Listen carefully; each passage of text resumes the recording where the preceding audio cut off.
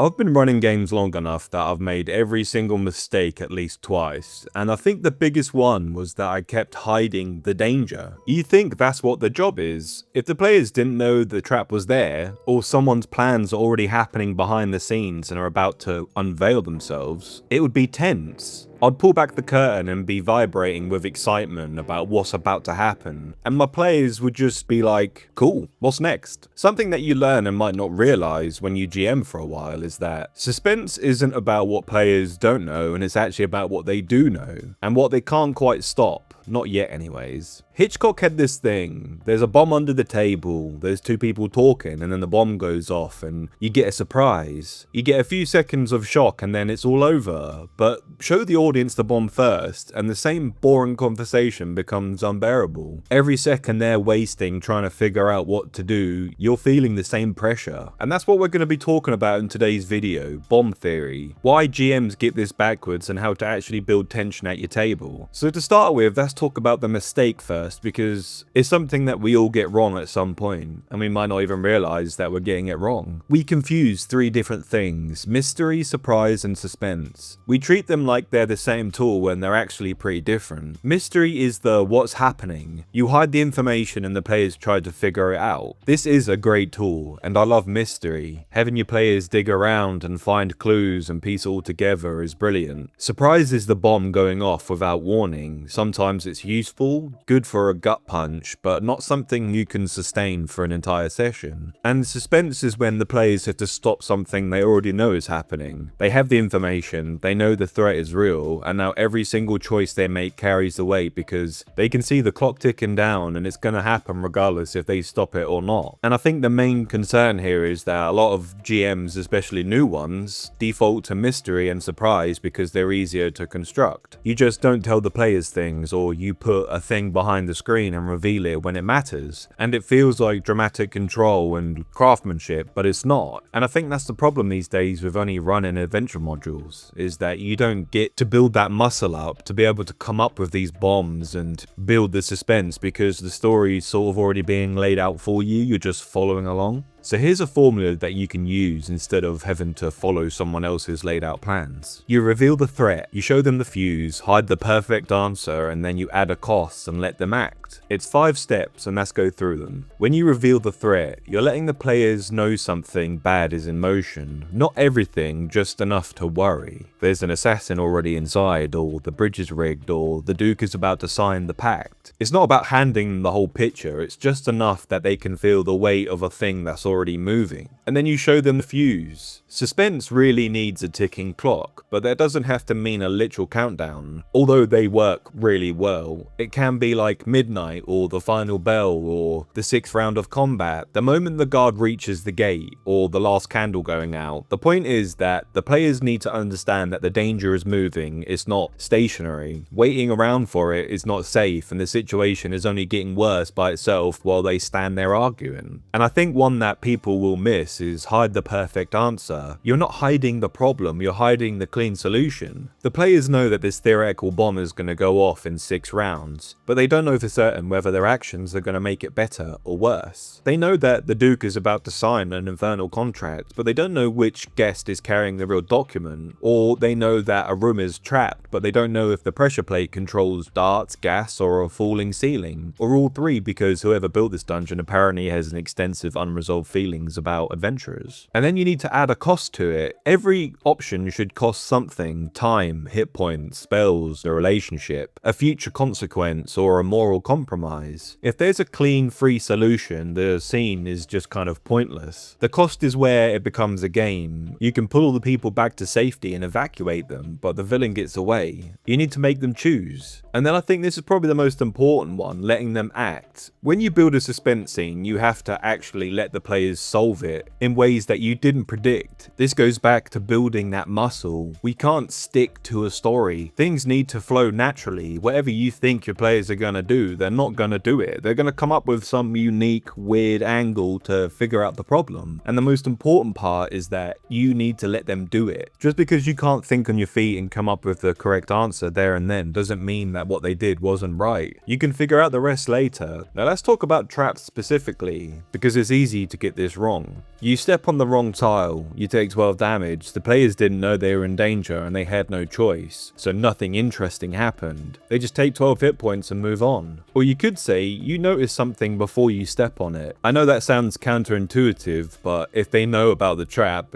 isn't the trap now ruined? No, the trap is not ruined, the punishment is ruined, which is actually fine because the punishment was never interesting in the first place. A revealed trap becomes a puzzle, and a puzzle with a ticking clock becomes a scene. The corridor has dart holes and the chamber has scorch marks on only one wall. The treasure chest is surrounded by dead insects and the statue's sword is clean while everything else is dusty. Or the door has claw marks on the inside. Rather than just punishing your players, they're now poking things, throwing things, arguing, spending 20 minutes trying to outsmart a hallway and loving every second of it. This is why we have things like passive perception. Not every group is the same or as experienced. Sometimes they need a little nudge. And even better, you can make traps dynamic. Water's rising, or poison gas is spreading, or the stone pendulum is getting faster. The room that starts off safe becomes less safe, and now players aren't solving a static puzzle, they're solving a problem while it changes underneath them. And this exact same logic works even better with villains. A villain does not become more threatening because the whole plan is a mystery. They become threatening when the players can see enough of the plan to feel it moving. The players know the execution is at dawn,